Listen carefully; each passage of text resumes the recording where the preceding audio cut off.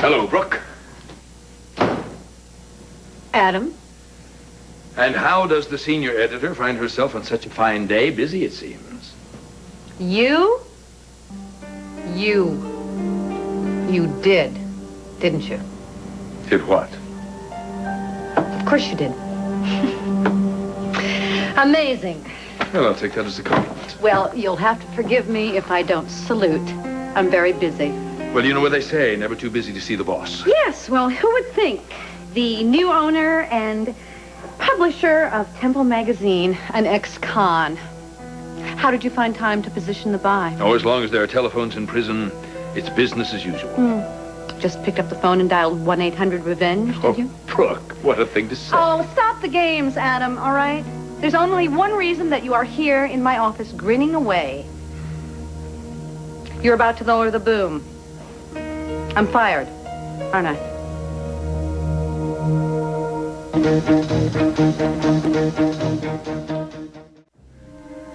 Fascinating.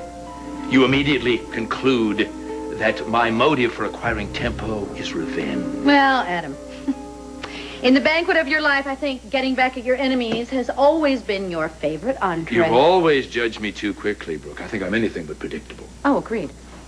If you were predictable, I would have figured out your part of the kidnapping a whole lot sooner. No, Adam, you've always kept me guessing. Yeah, we do go back quite a way, don't we? I almost enjoyed watching you unravel my plot bit by bit. Yes, well, that's what makes you Adam Chandler. And the day Stewart and I donned look-alike pink and gray ensembles, I found particularly droll. A laugh a minute. I'll never forget the look on your face when you saw us. Well, I'll never forget the look on yours when we figured it out. You paid a big price for your fun, didn't you? A steep one, yes. And now you're here to extract your pound of flesh in return. You know how much this magazine means to me. You know that next to my son, this magazine is the most important thing in my life. It is my life. Such dedication in an employee is rare. Yes, well, you can't expect me to believe that all of a sudden you are interested in the world of publishing. No. You're here because you know this magazine is my passion, and what better way to take your revenge than by taking it away from me? I'm doing nothing of the kind. Fire you? I would never find your equal. No, Brooke.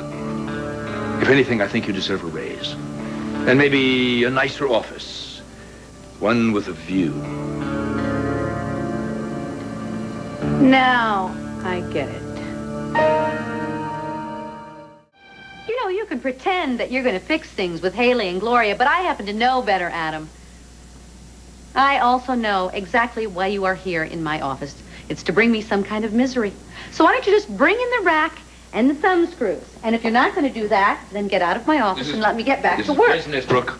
You know that I never mix business with pleasure. Oh, really? Well, if memory serves, I happen to remember a time when you mixed business and pleasure once right at this very magazine. You mean our courtship? Well, how nice that you still remember. Well, I think it's certainly ironic to turn an arena that once was our passion pit into something that more closely resembles the Circus Maximus.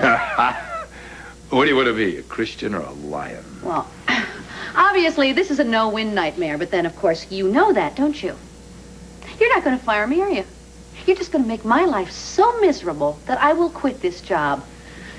Well, FYI, Adam, while you were serving your meager sentence, your kidnapping scheme was much discussed. No, it's always nice to be talked about. Yes, everybody knows about your kidnapping scheme, and everybody knows my hand in uncovering it.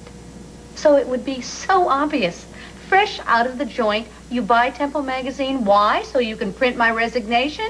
I'm sorry, but the whole world is going to know it for exactly what it is. Your revenge. Oh, madam, you cut me to the quick, accusing me of such transparency.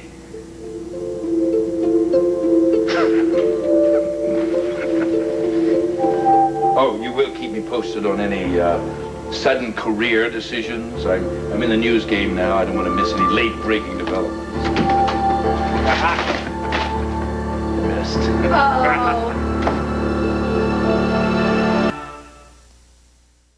Oh, I don't know know how well his mom did. Successful first day at school. I don't know how well his mom did.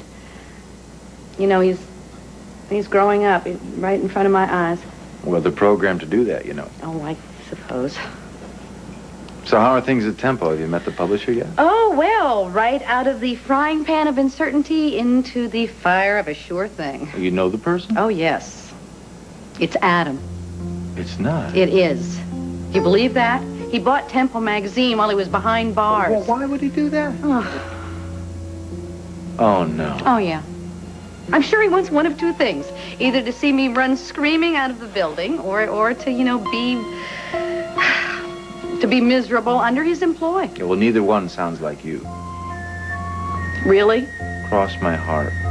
Well, my son is almost in college, you know. Yeah, and right. don't laugh. Yeah, okay, yeah. I don't have a significant other, not that I really want one at this moment in time, but, I need to keep busy. I want to keep busy. Well, Brooke, you know that you're always at your best when you're involved in some project that you really care about. No, I know, exactly. You know, like the homeless shelter or Edmund's, you know, tornado relief efforts. It's just, I don't know if Adam quite qualifies as a project. You know, he's more like some unnatural disaster waiting to happen. Mm-hmm. I mean, is it really going to be the best thing for me to lock horns with him again? I assume you're here to clean out your desk. No, actually, I'm here to edit an article. Oh, don't want to leave things half done. That's admirable. Yeah, and after I finish the article, then I'm going to set up a new schedule for a new series of articles. You're staying? There are two very important things that you're going to learn about me today, Adam. One is I am very productive in the late afternoon. And two is I never, under any circumstances, allow anyone in my office without an appointment, including the publisher himself.